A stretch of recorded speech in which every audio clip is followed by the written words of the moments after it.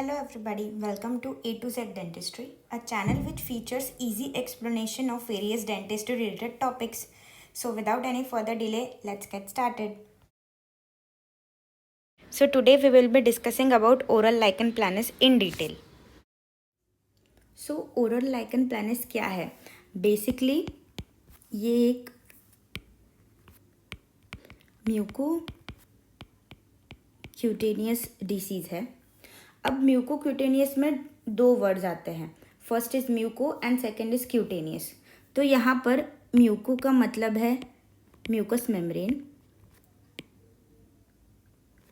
And cutaneous means skin. इससे हमें ये पता चलता है कि ओरल लाइकन प्लानस में हम म्यूकस मेम्ब्रेन एंड स्किन दोनों की भी इन्वॉल्वमेंट मिलेगी. मतलब इस डिसीज़ के जो भी लीजन्स होंगे वो हमें ओरल कैविटी के साथ साथ स्किन पर भी देखने मिल सकते हैं. ये डिसीज़ एक बहुत ही कॉमन डिसीज़ है and it affects about 0.5 to 1% of world's population. क्योंकि ये डिसीज़ फेयरली कॉमन है इसलिए इसका डायग्नोसिस हमें पता होना बहुत इम्पॉर्टेंट है. So as far as etiology of oral lichen planus is concerned, apart from mixed oral habits, कुछ susceptible individuals भी identified है studies में. So basically oral lichen planus उन लोगों में ज़्यादा देखा गया है जो usually काफ़ी nervous होते हैं.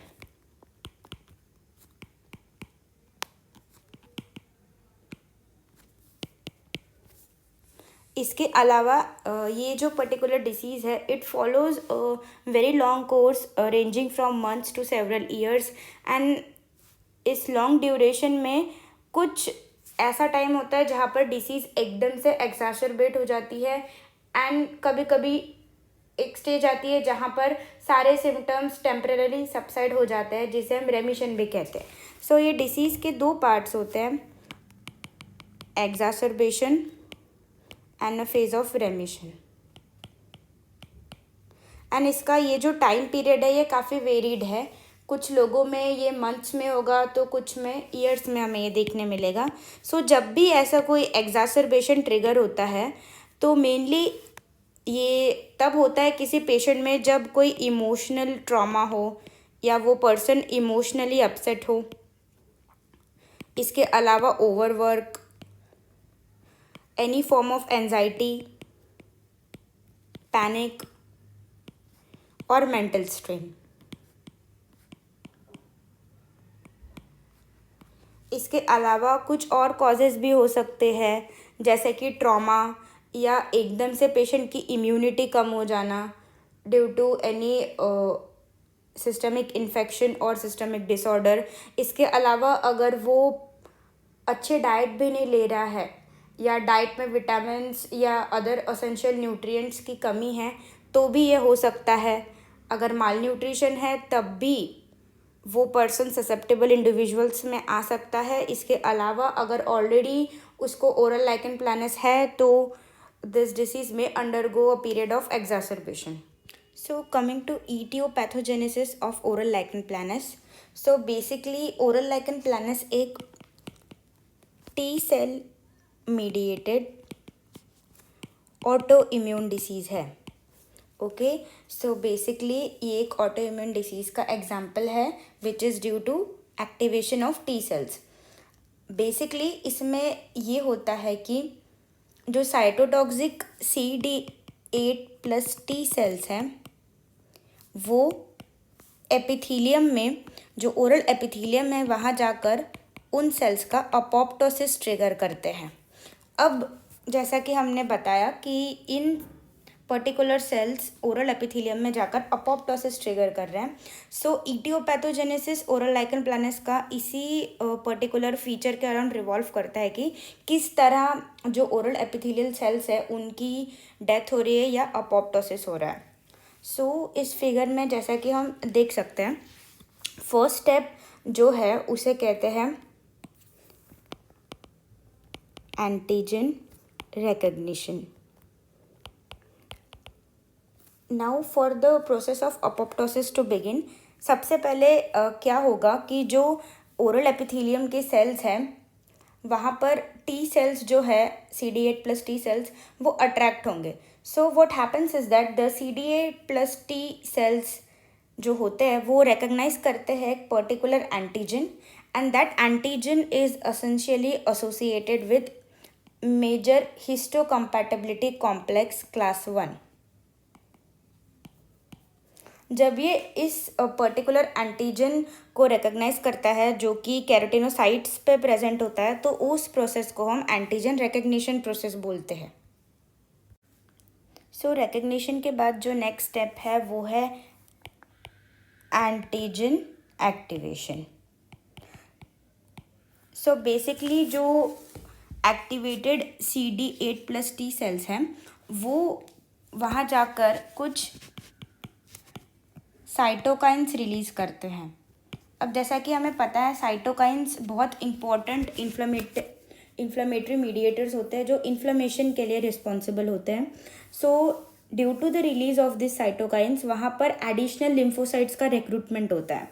तो उस जगह ओरल एपिथेलियम में अब और भी ज़्यादा अमाउंट में लिम्फोसाइट्स अट्रैक्ट होने लगते हैं, एंड ओवरऑल इसी की वजह से ओवर द टाइम वहाँ पर केराटिनोसाइट अपोप्टोसिस ट्रिगर होता है. So antigen recognition and antigen activation के बाद जो लास्ट स्टेप होता है वो है अपोप्टोसिस.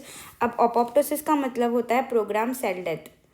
तो अब क्योंकि एक ऑटोइम्यून डिसऑर्डर है तो यहाँ पर हमने जैसे कि पहले देखा था जो CD8 प्लस टी सेल्स है वो ट्रिगर हो जाते हैं एंड वो एपिथेलियल सेल्स को वहाँ जाकर डिस्ट्रॉय करने लगते हैं. वो एपिथेलियल सेल्स में एक पर्टिकुलर एंटीजन है जिसे major histocompatibility complex class 1 antigen कहते हैं, उसे रिकग्नाइज करते हैं, एंड वहाँ पर इस रिकग्निशन की वजह से एक्टिवेशन हो जाता है एंड साइटोकाइंस रिलीज होते हैं, जिसके बाद और ज़्यादा लिम्फोसाइट्स उस पर्टिकुलर जगह पर अट्रैक्ट होते हैं. सो नाउ हम इस फिगर में देख पा रहे हैं कि ये जो सेल्स है बेसिकली ये activated CD8 plus T sales है. ओके, तो बेसिकली अब ये एपिथेलियम की जो बेसल एपिथेलियम सेल्स की जो अटैचमेंट होती है बेसमेंट मेम्ब्रेन से उसको हैम्पर कर रहा है. इस फिगर में हम देख पा रहे हैं कि ये जो सेल है वो उसकी बेसमेंट मेम्ब्रेन से कम्प्लीटली डिटैच हो चुका है, and on the contrary left side में हम देख पा रहे हैं ये है normal attachment. Okay, so basically जब ये सेल्स एक्टिवेट हो जाते हैं वहाँ पर इन्फ्लेमेशन के मीडिएटर्स रिलीज होते हैं. फॉर एग्जाम्पल साइटोकाइन, एंड ये जो होते हैं ये एपिथेलियम के जो सेल्स है दैट इज बेसल सेल्स उनको बेसमेंट मेम्ब्रेन से डिटैच कर देते हैं. सो यही है पूरी etiopathogenesis. So coming to the clinical features of oral lichen planus, सबसे पहले will be talking about general predilection. So oral lichen planus is more common in females as compare to that of males, and the ratio is 1.4:1. So next clinical feature is age. So basically oral lichen planus occurs more predominantly in adults who are older than 40 years of age. However, apart from this, young adults and children may also have oral lichen planus. So coming to the appearance of oral lichen planus. So अभी हम पहले skin lesions के appearance के बारे में discuss करेंगे, उसके बाद we will be moving on to oral manifestations. So skin lesions में बेसिकली हम जैसे कि इस पिक्चर में देख पा रहे हैं हैंड के ऊपर हमें कुछ रेडेंट एरियाज दिख रहे हैं which are surrounded by an area of erythema. So basically the lesions of oral lichen planus appear as small angular flat top papules. So here it is necessary for us to know what does a papule mean. So basically a papule is a small circumscribed solid elevated area varying in size from a pinhead to 5 mm. मतलब एक छोटा सा area रहेगा circumscribed, इसे हम localized भी बोल सकते हैं, जो थोड़ा सा elevated रहेगा स्किन सरफेस से. We can compare this with urticaria, जहाँ पर इचिंग की वजह से वो जो एरिया होता है वहाँ पर थोड़ा सा एलिवेशन आ जाता है। सो बेसिकली इस पर्टिकुलर डिसीज़ में हमें बहुत सारे पैप्यूल्स देखने के लिए मिलेंगे। वो छोटे, angular and they will be flat topped and these are few mm in diameter.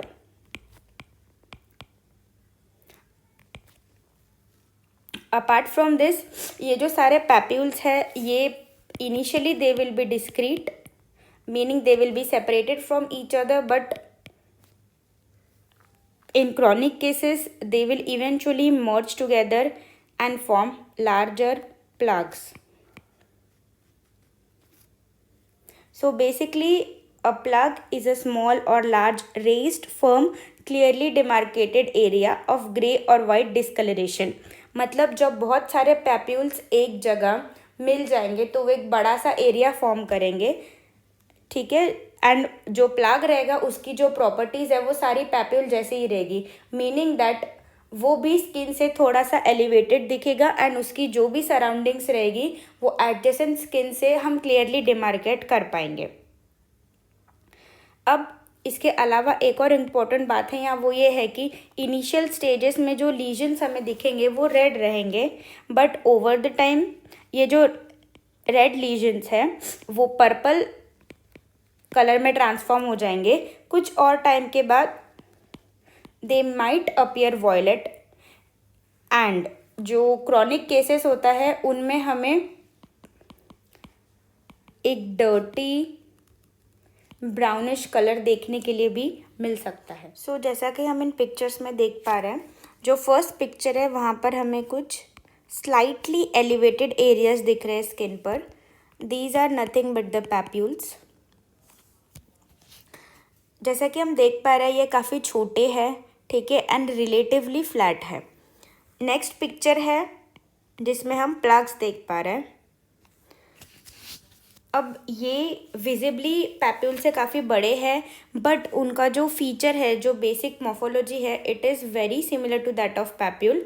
So basically जब बहुत सारे डिस्क्रीट पैप्यूल्स एक जगह आके मिल जाते हैं तो वो इस तरह के प्लग्स फॉर्म करते हैं। इसके अलावा जो लास्ट पिक्चर है वहाँ पर भी हम discrete papules as well as plugs देख पा रहे हैं। सो इस तरह दिखते हैं papules and plugs oral lichen planus में। अब जो इस पर्टिकुलर पैप्यूल का सेंटर होता है वो सेंट्रल एरिया थोड़ा सा अम्बलिकेटेड रहता है, ओके, एंड वहाँ से हमें एक radiating characteristic fine grey white lines दिखती है जिन्हें हम विकहैम स्ट्राई कहते हैं। So Wickham striae is characteristic for lichen planus and these appear as greyish white lines, okay। so इस पिक्चर में हम देख पा रहे हैं एक वाइटिश एरिया, उतना क्लियर विजिबल नहीं है but still we can easily chalk out the whitish area. this is nothing but Wickham स्ट्राई।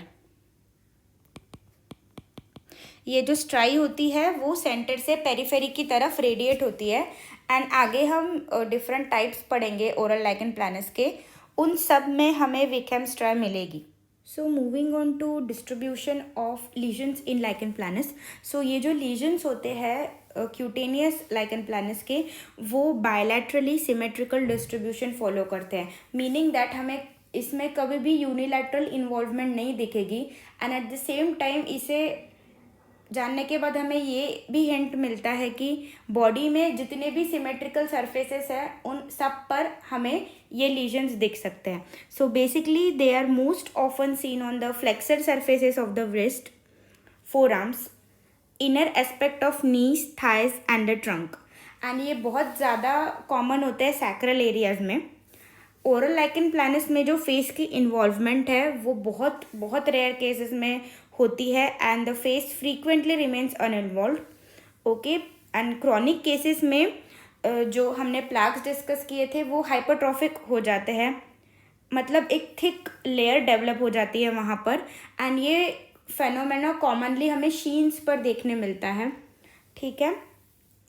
And ये जो सारे हमने प्लाग्स एंड पैप्यूल्स देखे, ये डेवलप होने से पहले पेशेंट को उस पर्टिकुलर एरिया में सीवियर प्लूराइटिस रहेगा, मतलब पेशेंट को सीवियर इचिंग रहेगी एंड उसके बाद ओवर द टाइम पहले उस जगह पर पैप्यूल्स डेवलप होंगे एंड उसके बाद प्लाक का डेवलपमेंट होगा।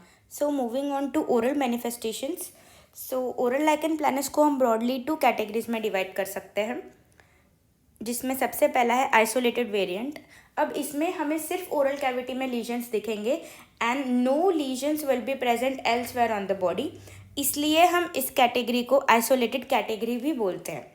अब जो ओरल कैविटी में हमें इन्वॉल्वमेंट मिल रही है उसको हम फर्दर सब डिवाइड कर सकते हैं reticular, erythematous and erosive types में। सो ये जो फिगर है it is denoted reticular variant of oral lichen planus. इसमें हम 2 चीज़ें देख पा रहे हैं, एक तो ये है वाइट लाइन्स, ओके, एंड इसके अलावा हमें प्लाग्स दिख रहे हैं।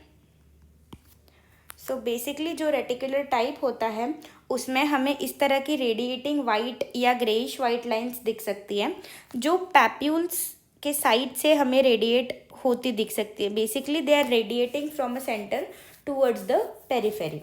ठीक है, अब ये जो इनका रेडिएशन है वो या तो लीनियर, एन्युलर या एक रेटिफॉर्म अरेंजमेंट में हमें देखने के लिए मिलेगा। एंड ये जो प्लाग्स है वो एक टाइप का रिंग या streak type of appearance form कर सकता है। इस पिक्चर में हम बक्कल म्यूकोजा को विजुअलाइज कर पा रहे हैं, पर इसी टाइप के लीजन्स हमें लिप्स, टंग या पैलेट में भी देखने मिल सकते हैं। अब जैसे कि हमने पहले डिस्कस किया था regarding Wickham's striae, so Wickham's striae is nothing but a centre area which is umbilicated out of which radiating white lines are seen. So ये जो विकहैम्स ट्राई होता है ये हमेशा हमें ये जो वाइट लाइन्स है उसके इंटरसेक्शन पर मिलेगा, that is in the centre. इसके अलावा ये जो लीजन्स हैं वो हमेशा ही बायलैटरली प्रेजेंट रहेंगे। अगर यूनिलैटरल ही हमें इन्वॉल्वमेंट मिल रही है इधर लेफ्ट और right side of buccal mucosa, so वो ओरल लाइकन प्लैनस नहीं है। ऐसे केसेस में हमें दूसरी डिसीजेस को एज डिफरेंशियल डायग्नोसिस हमेशा कंसिडर करना चाहिए। सो नेक्स्ट वेरिएंट है इरोजिव, जिसे हम अल्सरेटेड ओरल लाइकन प्लैनस भी बोलते हैं। सो इस पर्टिकुलर वेरिएंट में हमें वेसिकल एंड बुल्ला फॉर्मेशन भी दिखेगा। ओके, सो यहाँ पर बहुत सारे वेसिकल्स या बुल्ला डेवलप हो जाते हैं। ओके, एंड इसकी वजह से क्या होता है कि ओवर द टाइम ये जो वेसिकल्स है ये रप्चर हो जाता है। ओके, एंड रप्चर होने के बाद वहाँ पर जो स्किन है वो इरोड हो जाती है एंड ओवर द टाइम ये जो रप्चर्ड एरिया है इट अंडरगोज अल्सरेशन। एंड जो अल्सर्स फॉर्म होते हैं ऐसे केसेस में वो इरेगुलर होते हैं in terms of their shape and size and obviously these are very painful. Okay, and इनकी जो साइट ऑफ अकरेंस है वो सेम है as compare to that of the reticular variant. Most commonly affected site invariably buccal mucosa है, second is the tongue showing 65% involvement, उसके बाद lips, gingiva, floor of the mouth and very rarely palate. So erosive form बहुत ही painful form होता है जिसमें ulcers या बुल्ला develop होते हैं एंड जब वो रप्चर होते हैं वहाँ पर फ्रैंक एक इरोडेड एरिया बन जाता है जिसकी वजह से पेशेंट के लिए eating food swallowing becomes very difficult. Coming to the atropic variant of oral lichen planus, atrophic variant बहुत ज़्यादा फ्रिक्वेंसी में नहीं पाया जाता as compare to that of reticular form, but ये जो है ये क्लिनिकली हमें smooth, red and as poorly defined areas दिखेगा। सो बेसिकली इस पिक्चर में जैसे कि हम देख पा रहे हैं टंग के ऊपर एक वाइटिश लेयर हमें दिख रही है। This is nothing but the smooth surface which occurs due to depapillation. जो पैपिला है टंग के वो अट्रोपी हो चुके हैं एंड पूरी टंग का एक स्मूथ शाइनी अपीयरेंस हमें दिख रहा है, बट इसमें भी हम ये जो वाइटिश कलर देख पा रहे हैं this is nothing but Wickham's striae. So हालांकि हमें बाकी और कोई फीचर इसमें ना दिखे typical of lichen planus, but always हमें इसमें विकहैम्स ट्राई दिखेगा। So the last variant is the hypertrophic variant. wherein we can see a well circumscribed area. Okay, this is a very circumscribed area wherein we can appreciate the whitish layer over the dorsum surface of the tongue, and it appears as a slightly elevated white lesion. So basically this is clinically resembling leukoplakia. Okay, in the next picture हम same चीज़ देख पा रहे हैं, टंग के ऊपर whitish colour के जो वीकेम्स है वो काफ़ी एविडेंट है, एंड इसके अलावा हमें palate as well as lips के ऊपर भी ओरल लाइकन प्लानस दिख रहा है. So this is one of the distinguishing feature between leukoplakia and oral lichen planus, क्योंकि ओरल लाइकन प्लानस एक म्यूकोक्यूटेनियस ऑटोइम्यून डिसीज़ है. देयरफॉर आइसोलेटेड ओरल कैविटी की इन्वॉल्वमेंट हमें कुछ ही केसेस में मिलती है, एंड जो डर्मल इन्वॉल्वमेंट है वो भी मिलती है. इसलिए अगर हमें सिर्फ आइसोलेटेड फॉर्म दिख रहा है तो डायग्नोसिस थोड़ा डिफिकल्ट हो सकता है, but we can take help of histopathology there.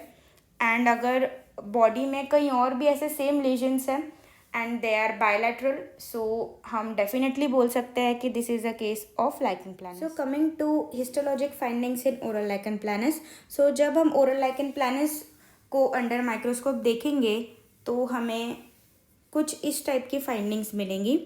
तो इस स्लाइड में जैसे कि हम देख पा रहे हैं, सबसे पहले जो प्रोमिनेंट फीचर हम नोटिस करेंगे वो है हाइपर केराटोसिस या हाइपर ऑर्थोकेराटोसिस. इसके अलावा जो ग्रैन्युलर सेल लेयर है वो भी थिक हो जाएगी. इसके अलावा there will be acanthosis. Now acanthosis means destruction of the spinous cell layer, and इसके अलावा वहाँ पे इंटरसेलुलर एडिमा भी होगा, क्योंकि हमने पहले डिस्कस किया था जो बेसल सेल्स हैं वो बेसमेंट मेम्ब्रेन से सेपरेट हो रहे हैं due to infiltration, due to activation of major histocompatibility class 1 antigen. इसकी वजह से अब वहाँ एडिमा हो गया है involving the spinous cell layer, and इसके अलावा जो बेसल सेल्स है उनका डिजनरेशन हो जाता है, and the type of degeneration seen is the liquefactive degeneration. Okay, now apart from this जो बेसल लेयर है उसका डिसऑर्गेनाइजेशन होने की वजह से जो रेटिरिजेस है उनका शेप चेंज हो जाता है, एंड जैसा कि हम नेक्स्ट पिक्चर में देख पा रहे हैं, जो रेटिरिजेस है they resemble a saw, therefore they appearance is also called as the sawtooth appearance. So apart from this, in the second picture we can demarcate a band like infiltration which is seen. Now this is subepithelial mononuclear infiltration, and this basically consists of T cells, histiocytes as well as lymphocytes, and this is one of the peculiar features of oral lichen planus. Apart from this, the next important histological finding is civet bodies. Now civet body is also called as hyaline or cytoid bodies. Now basically as we have discussed earlier, जो basal cells है उनका degeneration हो जाता है, and due to this degeneration यहाँ पर apoptosis trigger हो जाता है, जिसकी वजह से जो basal cells है they become civet bodies. So basically civet bodies are nothing but the degenerated basal cells, and regarding their appearance, so these are homogeneous and eosinophilic. As we can see here, they are eosinophilic as well as they are evenly stained. That means they are homogeneous globules. So these are found consistently between the epithelium and the lamina propria. Apart from civet bodies, the next important finding is the Max Joseph spaces. Now these occur basically due to degeneration of basal keratinocytes and disruption of the anchoring elements of the epithelial basement membrane. हमने जैसे पहले discuss किया था, जो activated sales है वो जो attachment होती है बेसल सेल्स की एंड बेसमेंट मेम्ब्रेन की, उसे जाके तोड़ देते हैं. तो इसकी वजह से वहाँ पर स्पेसेस डेवलप होती है due to loss of the hemidesmosomes as well as filaments and fibrils, and इन्हीं क्लेफ्ट्स को हम मैक्स जोसेफ स्पेसेस भी बोलते हैं. And as a result of these clefts जो ओरल म्यूकोजा है वहाँ पर ब्लिस्टर्स फॉर्म हो जाते हैं, and this is one of the features of bullous lichen planus. Okay. So apart from other histological findings, we can also do a direct immunofluorescence studies. Now we can do this test because this is an example of autoimmune disease. Therefore यहाँ पर एक antigen and antibody reaction हो रहा है, and इसलिए हम special markers को use करके इसे डायग्नोसिस के लिए स्टडी कर सकते हैं ऐसी स्लाइड्स को. So the fibrinogen and fibrin are deposited in a linear pattern. इसके अलावा जो साइटोइड बॉडीज़ रहती है जो हमने पहले डिस्कस की थी, वो fibrin, IgM, C3, C4 and keratin होता है उनमें. So apart from microscopic examination we can opt for direct immunofluorescence studies.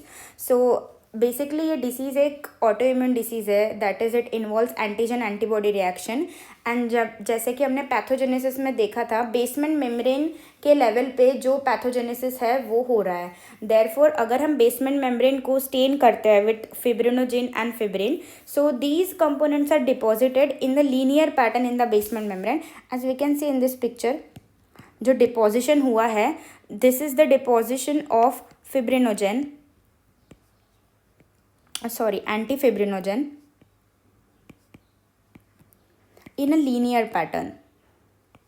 So this is one of the characteristics of oral lichen planus. And apart from this, this is an intensely immunofluorescitive. So apart from microscopic study, we can also opt for direct immunofluorescence studies, क्योंकि ये एक autoimmune disease है. And हमने जैसे कि pathogenesis में पढ़ा था पहले कि जो सब भी पैथोसिस है वो बेसमेंट मेम्ब्रेन लेवल पर चल रहा है. Therefore if we do a direct immunofluorescence study, so जो ये एंटीबॉडीज़ है they react with antifibrinogen, and इसकी वजह से हमें यहाँ पे एक इंटेंसली पॉजिटिव फ्लोरोसेंस मिलेगा. जैसे कि हम यहाँ देख पा रहे हैं, these are zones of intensely positive fluorescence. इसके अलावा we see that these are the outlines of basement membrane zone and these are extending into the superficial lamina propria. Now this particular pattern is characteristic for oral lichen planus as well as lupus erythematosus. Okay, in the next picture what we are able to see is the linear deposition of fibrinogen and fibrin. इसके अलावा जो हमने साइटोइड bodies पढ़ी थी basically वो भी positive होती है fibrin, IgM, C3, C4 and keratin की. Moving on to differential diagnosis, the first one is lichenoid reactions.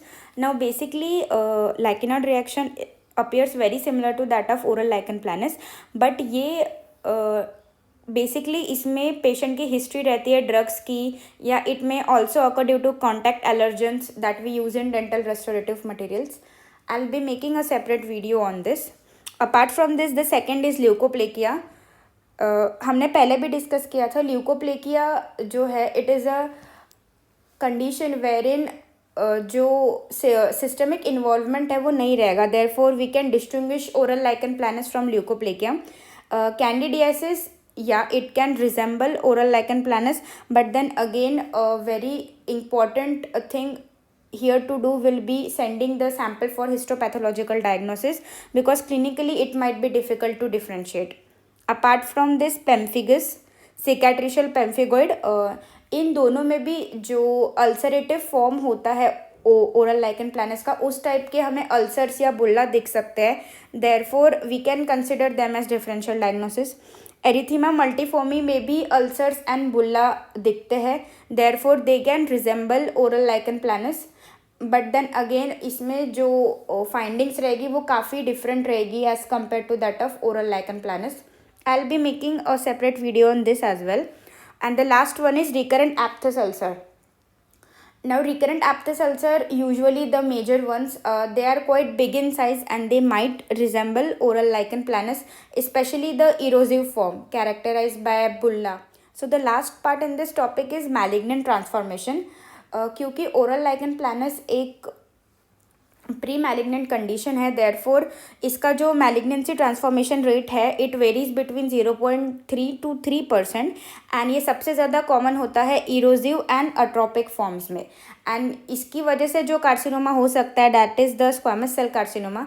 Therefore अगर पेशेंट में इरोजिव या अट्रोपिक फॉर्म्स हम एनकाउंटर करते हैं तो इट इज़ वेरी असेंशियल कि हम ऐसे पेशेंट्स का फॉलोअप रखें फॉर ट्रांसफॉर्मेशन। तो coming to the treatment plan, basically oral lichen planus के लिए अब तक कोई स्पेसिफिक ट्रीटमेंट नहीं है। We can only treat the patient symptomatically. उसके जो भी सिम्टम्स है, अगर अल्सर्स है, बुल्ला है या बहुत सारे वेसिकल्स हमें दिख रहे हैं, तो ऐसे केसेस में हम सिम्टोमेटिक रिलीफ के लिए पेशेंट को कॉर्टिकोस्टेरॉइड्स दे सकते हैं। दैट इज़ ईदर हम उसको as a form of medication that is systemic steroids administer कर सकते हैं या फिर टॉपिकल, और अगर बहुत सीवियर केसेस है तो कॉम्बिनेशन भी, मतलब topical ointment as well as for systemic use. Apart from this, अगर पेशेंट को कोई हैबिट्स है, मिक्स्ड हैबिट्स है, तो we should encourage the patient to immediately stop uses of such products. And apart from this, we have to advise the patient to maintain a good oral hygiene. So coming to the oral lichen planus associated syndromes, so Greenspan syndrome associated हो सकता है oral lichen planus से या lichen planus in general. So Greenspan syndrome के 3 components है, that is it consists of a triad, that is lichen planus, diabetes mellitus as well as hypertension. All right, so as a quick summary आज हमने क्या क्या पढ़ा। सबसे पहले हमने ये पढ़ा कि ओरल लाइकेन प्लानस एक म्यूकोक्यूटेनियस डिसऑर्डर है। वो एक ऑटो इम्यून डिसीज़ है जिसमें बॉडी में एंटीजन एंटीबॉडी रिएक्शन होता है। इसका जो इंसिडेंस है वो फीमेल में ज़्यादा है एज़ कम्पेयर टू मेल्स। इसके जो मैनिफेस्टेशंस है उसमें what we see is flat top small और angular papules. Okay, when papules coalesce together they form larger plugs. Plugs का कलर पहले रेड होता है, purple, and eventually they change into brown colour. Apart from this we learn about Wickham's striae. Basically जो central area रहेगा papule का वो थोड़ा सा अम्बलिकेटेड रहता है एंड वहाँ से हमें thin whitish to greyish lines दिखती है which emerge from the center and move towards periphery. These are called as Wickham's triad and these are characteristic of oral lichen planus. हमने ये पढ़ा कि ये lesions हमेशा bilateral रहेंगे। We learned about the distribution, that is in dermal disorders. Basically it involves the flexor surfaces of wrist, forearms, inner aspect of thighs, especially the trunk as well as the sacral areas. Okay, इसके अलावा हमने पढ़ा one of the preliminary feature of such lesions is प्लूराइटिस। इसके बाद हमने पढ़ा distribution of this lesions in the oral cavity. तो सबसे ज़्यादा कॉमनली हमें ये बक्कल म्यूकोजा में दिखेगा, followed by tongue, lips, gingiva, and in less than 10% of the cases ये हार्ट पैलेट पर भी दिख सकता है। हमने इसके बाद टाइप्स पढ़े। First one is reticular. Reticular में बेसिकली हमें radiating grey velvety thread like papules दिखेंगे एक लीनियर, एन्युलर और रेटिफॉर्म अरेंजमेंट में। ओके, एंड ये एक्सटेंड होते हैं लिप्स, टंग एंड पैलेट तक। इरोजिव फॉर्म्स में ulcerations as well as bulla दिखेंगे and when there is disruption of this lesions वहाँ पे एक eroded and frankly ulcerated lesion दिखेगा जिसका शेप एंड साइज बहुत इरेगुलर रहेगा and these will be very painful. हमने इसके बाद ये पढ़ा कि जो एरिथमेटस लीजन्स होते हैं basically these are also called as the atrophic forms. इनमें हमें अगर टंग की इन्वॉल्वमेंट है तो टंग बहुत ही स्मूथ, रेड एंड ग्लिसरिंग सरफेस वाली दिखेगी, मतलब डीपैपुलेशन हो जाता है इसमें टंग का। हिस्टोलॉजिकल फाइंडिंग्स में हमने देखा कि देयर इज़ हाइपर ऑर्थोकेराटोसिस और हाइपर पैराकेराटोसिस। ओके, इसके बाद जो ग्रैनुलर लेयर है वो थिकन हो जाती है, there is hypergranulosis. Intercellular oedema of the spinous layer is present. Apart from this acanthosis, basal cells का डिजनरेशन हो जाता है in the form of liquefactive degeneration and जो रेटी रिजेस है दे assume a shape of saw, therefore called as sawtooth appearance. इसके बाद हमने कुछ diagnostic features देखे, that is civet bodies and Max Joseph clefts. So civet bodies को highline या साइटोइड bodies भी बोलते हैं। जो बेसल सेल्स है, जो बेसल कैरेटिनोसाइट्स है जिनका डिजनरेशन एंड अपोप्टोसिस हो जाता है, बेसिकली वही civet बॉडीज होती है and they are eosinophilic in nature. इसके बाद हमने देखा Max Joseph spaces. Basically these appear because of there is disruption of the interface between the basal cells as well as the basement membrane. जो hemidesmosomal attachment है वो destroy हो जाती है जिसकी वजह से वहाँ पे स्पेसेस बन जाती है जिसे मैक्स जोसेफ स्पेसेस बोलते हैं। इसके बाद हमने देखा कि एक इन्फिल्ट्रेशन हो जाता है वहाँ पर लिम्फोसाइट्स का, मोनोन्यूक्लियर सेल्स का एंड हिस्टियोसाइट्स का, जिसे सब एपिथेलियल मोनोन्यूक्लियर इन्फिल्ट्रेट बोलते हैं हम। अपार्ट फ्रॉम दिस हमने देखा कि अगर हम इसकी डायरेक्ट इम्यूनोफ्लोरोसेंस स्टडी करते हैं तो जो बेसमेंट मेम्ब्रेन जोन है it will appear as irregular extension which is extending into the superficial lamina propria and this is stained with anti-fibrinogen antibodies. इसके अलावा हमने देखा कि ये जो पैटर्न है ये डायग्नोस्टिक होता है lichen planus and systemic lupus erythematosus के लिए. लास्ट थिंग हमने देखा कि जो साइटोइड बॉडीज़ है these are positive for fibrin, IgM, C3, C4 and keratin. उसके बाद हमने पढ़ा डिफरेंशियल डायग्नोसिस. जो मोस्ट कॉमन है वो है lichenoid reaction, leukoplakia and candidiasis. हमने देखा कि हम किस तरह इन लीजन्स को ओरल लाइकन प्लैनस से डिस्टिंग्विश कर सकते हैं. नेक्स्ट हमने पढ़ा मैलिग्नेंट ट्रांसफॉर्मेशन के बारे में. So this is very common in case of ulcerative और इरोजिव अटोपिक फॉर्म्स. जो मैलिग्नेंसी ट्रांसफॉर्मेशन रेट है it varies from 0.3 to 3% and जो मैलिग्नेंसी है ऐसे केसेस में most commonly it leads to squamous cell carcinoma. उसके बाद हमने ट्रीटमेंट डिस्कस किया. So treatment there is no as such proper treatment but हम सिम्टोमेटिकली पेशेंट को ट्रीट कर सकते हैं with the usage of topical और systemic steroids. That was all about oral lichen planus. I hope you like this video and if you feel so do not forget to like, share and subscribe to my channel. Thank you. See you next time. Bye bye.